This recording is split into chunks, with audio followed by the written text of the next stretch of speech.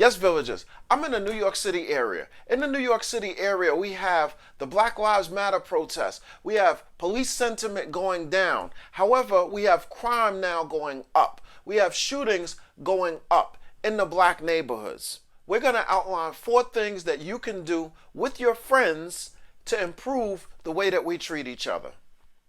All of those things are low effort, high impact. If you want to find out if what you are thinking is included in the 4, you are in the right place. If you're new to this channel, welcome to our village. If you're a returning villager, welcome as well. So, let's get into it. Welcome to Garden of the Mind, where we reduce stress, improve our health and fitness, and improve our financial IQ every episode. We must believe more than we see. In the New York City area, crime is going up, shootings are going up. We call the police, and there's a potential that something can happen there as well. I tell you, it sure is tough to be a black person in this day and age. We absolutely need the police, but we don't need the police to contribute to our demise. We got 4 ways that we can treat each other a lot better. We have got to change the culture if we want to treat each other a lot better. The culture is exactly what houses all of the behavior that you and your friends judge who is wrong and who is right. Method number 1, we have to define ourselves. In the Kwanzaa principle, Kujijakalia, it says that we have to define ourselves for ourselves. This is important because if we define ourselves, now we have a filter for our behavior. Now, I think as black people, we can define ourselves to be the innovators of the universe. If we considered ourselves to be the innovators of the universe, then we would take a look at the behaviors, whatever it is that we are thinking about doing, and measure whether that's going to be consistent with being an innovator of the universe. So it's important for us to have that sort of anchor so that we can now define and filter our behavior through that lens. Method number 2. We cannot use violence to solve our issues. We have to figure out some sort of way where people can come and solve their issues as opposed to using violence. Maybe we can have a council of elders that sits and listens to or mediates a situation so that both sides are heard, so that we can all walk away and still be okay.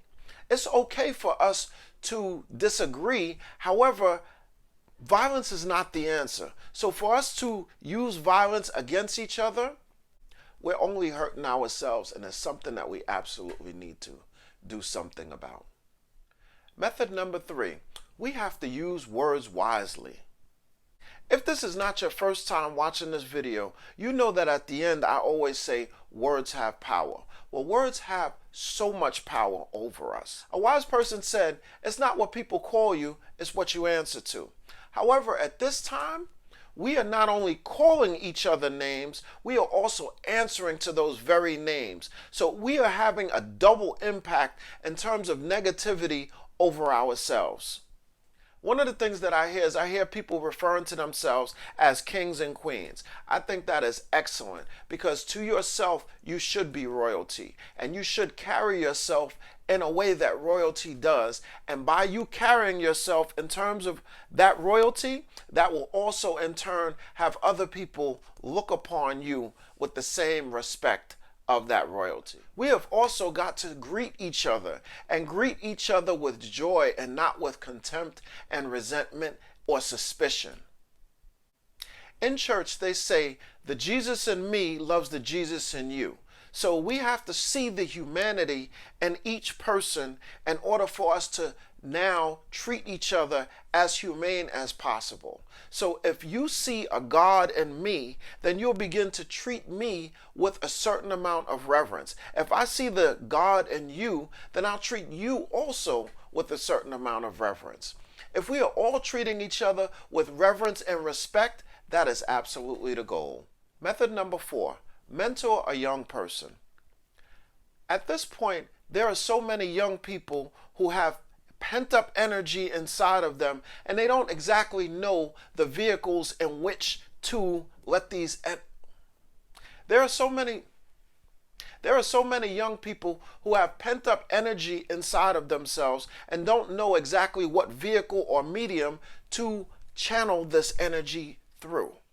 It is important for us to guide someone who we are just a little bit in front of. So if you're a sixth grader, mentor a fifth grader. If you're a fifth grader, mentor a fourth grader. If you're a third grader, mentor a second grader. Wherever you are in life, and if you are out of school, that's even better. Mentor someone who's in school. Mentor someone who is just a little bit further behind you so that you can make their life just that much easier. Most people are searching for direction in life. If we could provide that direction and give them the cheat codes or the shortcuts through life, most people would take it if the people who they were seeking the advice knew the answers. This world would be so much better if each one of us decided to mentor another person. Now, if you don't know, I'm a man of faith. Now, we're really not supposed to pray for ourselves. We're supposed to pray for our fellow man. And if each of our fellow men is praying for the next fellow man, this one prays for this one prays for this one prays for this one, it creates a circle.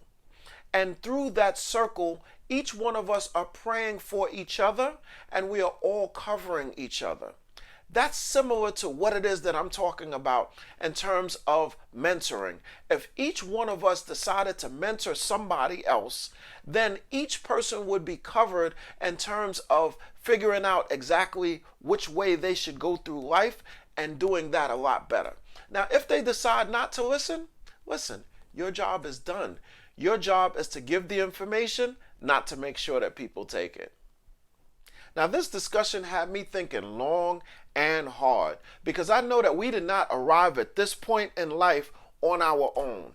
I don't want to negate 400 years of slavery and systemic racism and expect that these four things are going to take care of everything and the world is all of a sudden going to be a better place. What I can say is this, is that if each one of us decided to do one different thing to improve the world, the accumulated actions of all of us will improve the world. So let's see if we can give that a shot.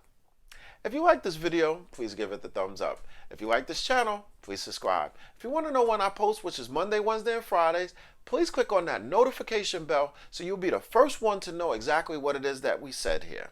And remember, thoughts are actions, words have power, and actions have consequences. I'll see you for our Friday portion. I'll see you then.